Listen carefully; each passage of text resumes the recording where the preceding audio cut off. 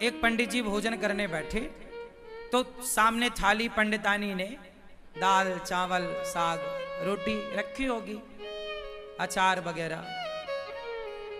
पंडित जी भोजन करने बैठे कि तभी कोई द्वार पे भिक्षुक आ गया। भिक्षाम देही, हे भैया मैं बड़ा भूखा हूं, कुछ भोजन मिल जाए। पंडित जी भोजन करने ही बैठे हैं, सामने थाली है और द्वार पे कोई भूखा आ गया। पंडित जी ने साथ सम्मान बुलाया, आओ आओ आओ भैया आओ। आसन लगाई और भोजन अपनी वाली थाली पंडित जी ने उन्हें दे दिया। और पंडितानी जी ने जो भोजन बनाया था वो जरा सा ही था, क्योंकि घर में कुछ था नहीं, जितना था उसने बनाया। थोड़ी सी दाल थी, आज दाल बनी, साग थी, चावल जो था भिक्षा में उससे मिला। ब्राह्मण थे, भिक्षा मांग कर लाते और जो मिलता खाते। तो आज उनका भोजन जरा कम था, पंडितानी के लिए जरा सा अंदर था। अब वो अतिथि आए और बैठे और वो पंडित जी की थाली में बैठ गए और वो बढ़िया खाए। पंडित जी अंदर गए, पंडितानी से कहा कि थोड़ा और दो रोटी। तो उसने बोला कि बस ये आखिरी 2 रोटी बची हैं। जब पंडितानी ने कहा कि आखिरी 2 रोटी बची हैं, तो वो जो बाहर बैठा खाने वाला अतिथि था उसने सुन लिया कि अब बस इनके पास 2 रोटी बची हैं। तो पंडित जी दोनों रोटी लेकर आए और कहा भैया प्रसाद पाओ, एक और दो रख दूं। उसने कहा नहीं नहीं अब नहीं चाहिए। वो भी समझदार कि अब बेचारे ये क्या खाएंगे, तो मना कर दिया। पंडित जी ने कहा ना, आप हमारे अतिथि हैं, आप पेट भर के खाओ। अच्छा बोले आपकी इच्छा है तो एक रख दो। तो एक रोटी रख दी गई और एक रोटी बची। अब वो अतिथि तो बढ़िया दाल चावल सब्जी रोटी खाकर 5 रोटी खाकर खुश था। पंडित जी की थाली में पंडितानी जी ने 4 रोटी रखी थी फर्स्ट में, 5 रोटी एक और मिल गई। 5 रोटी खा के उसका बढ़िया पेट भर गया, वो चला गया। अब दोनों पंडित पंडितानी बचे तो पूरे बर्तन लाके बाहर रखे और थाली लगाई 2। अब 2 थाली लगी हैं, पीछे की बची हुई जरा सी साग। अब आप जानते हैं दाल बची तो क्या बची होगी, जरा कटोरी आधी कटोरी। अब उसमें दोनों लोगों ने थाली अपनी पंडित पंडितानी ने तैयार करी और रोटी थी 1। तो आधी रोटी पंडित जी ने रखा, आधी रोटी पंडितानी जी ने रखी। और चावल जरा सा रहा होगा तो थोड़ा सा चावल आधा आधा उन्होंने रखा और उन्होंने प्रसाद पाया। अब ये सोचो कि आधी रोटी में क्या पेट भरता है। दिन भर से आदमी कुछ नहीं खाया, शाम को भी कुछ नहीं मिलना, एक ही बार खाना है और नाश्ता भी कुछ नहीं हुआ। आधी रोटी मिली तो आधी रोटी खाई पंडित जी ने, जरा सा चावल पंडितानी जी ने खाए। अब पंडित जी ने जैसे ही भोजन किया आधी रोटी का और जरा से चावल का और खा के ना उन्होंने हाथ धुले। तो उनके हाथ का जो धुलने का पानी था वो पहले के लोग ना आंगन में बाहर जाके हाथ धुलते थे, थाली में हाथ धुलने की परंपरा नहीं थी। आज भी हम लोग थाली में हाथ नहीं धुलते, आप लोग खाते हो थाली में हाथ निचोड़ देते हो, ये गलत परंपरा है। हाथ कभी थाली में नहीं धुलना चाहिए। थाली को खा लो, मतलब दाल चावल सब्जी रोटी एक एक दाना खा लो और थाली को धुलो, थाली पे हाथ मत धुलो। पंडित जी बाहर हाथ धुलने गए तो जहां उन्होंने हाथ धुला वहां एक छोटा पेड़ था। वहां पेड़ के पास ना एक नेवला था। क्या था? नेवला। सांप और नेवले की लड़ाई होती है ना, तो नेवला जीतता है, वो नेवला था। तो नेवला के पूंछ की तरफ पंडित जी के हाथ का धुलने का पानी गिरा और वो नेवले की पूंछ गीली हो गई। आधा पीछे का हिस्सा, पूंछ का हिस्सा गीला हुआ और जैसे ही पूंछ पे पानी गिरा उसके पूंछ का रंग सोने जैसा हो गया, सुनहरा। नेवले ने पूंछ देखी, पंडित जी से बात करी, पंडित जी आपने पानी डाला तो मेरा देखो ये रंग सुनहरा हो गया, सोने जैसा, मेरी पूंछ सोने जैसी हो गई। आप एक काम करो, मेरे पूरे शरीर में पानी डाल दो, मैं सुंदर हो जाऊंगा।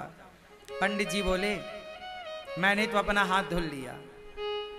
नेवले ने कहा महाराज ये बताओ कि आपके पानी डालने से मेरा ये शरीर का रंग कैसे बदल गया, सुनहरा हो गया, सोने के कलर का। अब मुझे पूरा शरीर सोने का करना है, पूरा शरीर सोने की तरह चमके मेरा। आधा हो गया मेरा, आधा बताओ कैसे होगा। कल मैं आऊं, आप मेरे ऊपर फिर हाथ धुल देना। पंडित जी बोले नहीं, अब तुम जाओ धर्मराज युधिष्ठिर के राज्य में। धर्मराज युधिष्ठिर यज्ञ कर रहे हैं, उस यज्ञ में ब्राह्मण लोग भोजन कर रहे हैं। जाओ, जहां ब्राह्मण लोग भोजन करके हाथ धुलेंगे, धर्मराज युधिष्ठिर सबको अन्नदान कर रहे हैं, बहुत बड़ा यज्ञ हो रहा है। जाओ, यदि तुम्हारा किसी ब्राह्मण के हाथ धुलने के जल से यदि तुम्हारा शरीर सोने का हो जाए तो समझ लेना कि धर्मराज का यज्ञ पूरा हो गया। जाओ। अब वो नेवला बड़ा खुश धर्मराज युधिष्ठिर के राज्य में पहुंचा, और जहां सारे ब्राह्मण भोजन करते और पानी से हाथ धुलते, एक अलग जगह पर नेवला जाके वहीं बैठ गया।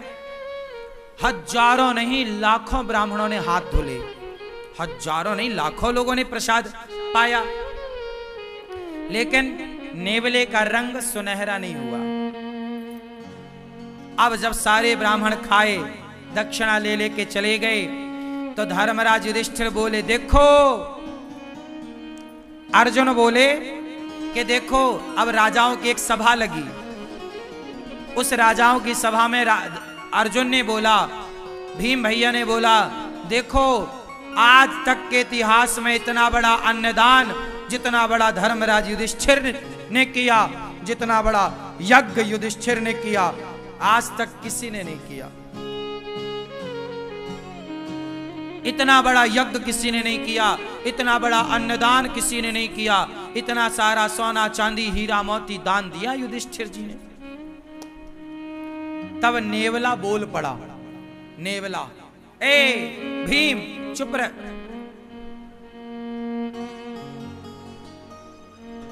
नेवला बोला, भीम भैया चुप रहो, कोई यज्ञ व्यज्ञ नहीं हुआ यहां। यज्ञ तो एक ब्राह्मण के घर में हुआ था। कौन हो तुम? नेवले को बुलाया। भीम भैया ने पूछा तुम कौन हो? नेवले ने कहा भैया मैं तो नेवला हूं। तो तुम्हारा ये शरीर सुनहरे का कैसे है, सोने का रंग सुनहरा कैसा? नेवला ऐसा तो नहीं होता, तुम्हारे ये बाल सोने जैसे चमक रहे हैं कैसे? उसने कहा महाराज यहां पास में एक गांव है, उस गांव में एक पंडित पंडितानी रहते हैं। पंडित जी ने हाथ धोया तो उनके हाथ धोने का जो पानी गिरा वो मेरे शरीर पे गिरा, तो मेरा शरीर सोने का हो गया आधा। और उन्होंने कहा कि युधिष्ठिर के यज्ञ में जाओ, यदि तुम्हारा पूरा शरीर सोने का हो जाए तो समझ लेना कि उनका यज्ञ पूरा हो गया। पर सुनो, तुम्हारा कोई यज्ञ पूरा नहीं हुआ, मैंने तो कब से बैठा गीला होता रहा, मेरा शरीर सोने का नहीं हुआ।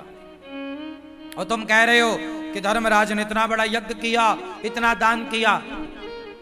वो पंडित जी ने जो हाथ धोले तो मेरा शरीर बदल गया, और तुम्हारे यहां तो इतने ब्राह्मण खाए, कुछ नहीं हुआ। भगवान श्री कृष्ण भी उस सभा में बैठे थे। भगवान कृष्ण मुस्कुरा रहे हैं मंद मंद। अर्जुन गए, हे श्याम सुंदर, ये आप ही जानो ये नेवला कौन, ये क्या कह रहा है, आप बताओ कि यज्ञ पूरा हुआ कि नहीं। अब सब में ये कौतूहल हो गया ना कि भाई धर्मराज ने इतना पैसा खर्च किया पर इनका तो यज्ञ पूरा हुआ ही नहीं। नेवला कह रहा है कि जब तक पूरा शरीर सोने का नहीं होगा यज्ञ पूरा नहीं माना जाएगा। अब श्री कृष्ण से जब कहा गया तब भगवान श्री कृष्ण ने कहा कि सुनो, अभी आपका यज्ञ पूरा नहीं हुआ, इसलिए इसका शरीर सोने का नहीं हुआ। हो जाएगा पूरा तो इसका शरीर निश्चित सोने का होगा। अर्जुन ने कहा कि हे प्रभु, मेरे भाई ने युधिष्ठिर जी ने जितना बड़ा यज्ञ किया, आज तक इतना बड़ा यज्ञ किसी ने नहीं किया। जब किसी ने नहीं किया तो इसका आधा शरीर सोने का कैसे हुआ? भाई इतना बड़ा यज्ञ तो किसी ने नहीं किया, और ये इसका शरीर पूरा सोने का यज्ञ में होगा, तो आधा शरीर जो इसका सोने का हुआ वो कैसे हुआ, मैं ये जानना चाहता हूं। तब भगवान कृष्ण बोले, नेवला तू ही बता। तब नेवले ने बताया कि महाराज मैं वहां गया, पंडित जी भोजन करने बैठे थे, कोई अतिथि आया तो अपनी थाली खिसकाई और आधी रोटी खाई और संतोषजनक भाव से उन्होंने अतिथि को भोजन कराया, और जितना मिला ईश्वर का धन्यवाद देकर बिना शिकायत के और प्रसन्न चित्त से दोनों पति पत्नी आनंद से थे। उन ब्राह्मण का, संतोषी ब्राह्मण, भक्त ब्राह्मण, वो भक्त था, संतोषी था, उस संतोषी और उस भक्त का हाथ का जब धौमन मेरे शरीर पर पड़ा तो मेरा शरीर आधा सोने का हो गया। अर्जुन बोले, प्रभु ये क्या है? भगवान बोले, अर्जुन तुम्हारे भाई ने करोड़ों रुपए खर्च करके जो यज्ञ किया, करोड़ों रुपए खर्च करके उस यज्ञ से तुम्हारे भाई को जितना पुण्य नहीं मिला, उससे ज्यादा पुण्य उस ब्राह्मण को एक भूखे को भोजन कराने से मिल गया। क्यों? क्योंकि तुम्हारे पास तो करोड़ों हैं, तो तुम करोड़ों खर्च कर रहे हो, पर ब्राह्मण के पास तो एक थाली भोजन ही था, 4-6 रोटियां ही थी, लेकिन उसने अपना संपूर्ण दान कर दिया, सर्वस्व दान कर दिया। उसकी तो सर्वस्व के नाम पर इतनी ही संपत्ति थी ना, थाली में भोजन। अर्जुन बोले, अब ये बताओ इसका शरीर कैसे सोने का होगा? बोले, आपके राज्य में कोई भूखा है, जाओ पहले खोज करो। खोज किया तो पता लगा कि जंगल में एक महात्मा भूखे बैठे हैं। धर्मराज का यज्ञ सब ब्राह्मण भोजन कर लिए, पर एक ने नहीं किया, तो अभी यज्ञ पूरा नहीं हुआ। उस महात्मा को बुलाया गया, निवेदन किया गया, और जब वो आए और उन्हें भोजन कराया गया, और जब उन्होंने हाथ धुले तो उनके हाथ का धौमन इसके शरीर पे जाकर पड़ा, तो इसका पूरा शरीर सोने का हो गया, एक सा हो गया, पीछे से आगे तक सुनहरा हो गया, पूरा इसके बाल बिल्कुल सोने की तरह चमकने लग गए। घंटा बंधा था, टन टन टन टन करके बजने लग गया। युधिष्ठिर, आपका यज्ञ संपन्न हुआ। यज्ञ कब पूरा हुआ? जब भोजन कराया। कोई भी यज्ञ कर लो साहब, जब तक अन्नदान नहीं करोगे वो यज्ञ पूरा नहीं होगा। इसलिए सबसे बड़ा यज्ञ अन्नदान ही है। आप और किसी यज्ञ में उलझो मत, आप सीधा किसी भूखे को भोजन करा दो, वही सबसे बड़ा यज्ञ है। इसलिए गौरी गोपाल आश्रम में रोज यज्ञ होता है। कौन सा यज्ञ? सेवा का यज्ञ। सवेरे 8 बजते ही संतों की टोली आ जाती है, कीर्तन करने लग जाती है। रोज गोविंद हरे गोपाल हरे, रोज कीर्तन होता है गौरी गोपाल में संतों के द्वारा, और उन्हें भरपेट आप लोग दान करते हो, उन्हें आप भोजन कराते हो अपनी ओर से। आप लोग जो एक दिन का गौरी गोपाल अन्न क्षेत्र बांटते हो संतों को, तो जितने संत भोजन करते हैं आपके द्वारा, एक एक संत एक एक यज्ञ का फल आपको दे करके जाते हैं। इसलिए गौरी गोपाल आश्रम में जो संत भोजन करते हैं वो किसी यज्ञ से कम नहीं है। तो आप भी अपनी बेटी के नाम से, बेटे के नाम से अन्नदान जरूर करिए।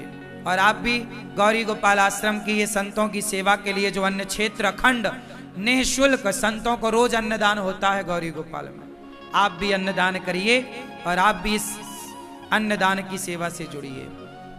कोई भी कार्य, इसलिए कहता हूं मरने के पहले गौदान, भागवत और अन्नदान, मरने के पहले ये 3 काम कर लेना, फिर बिंदास आराम से मरना, केवल मरने को रह जाए आखिरी में। मरने के टाइम आदमी कुछ कर नहीं पाता, जीते जी कर लो अच्छे काम, मरने के टाइम कोई ध्यान नहीं रहता। सही है।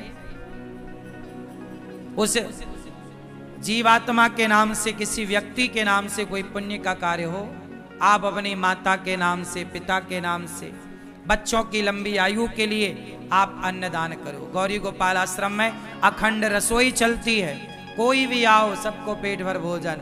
यहाँ रोज हजारों लोग भोजन करते हैं। एक एक व्यक्ति के तृप्त होने से एक एक यज्ञ का फल प्राप्त होता है।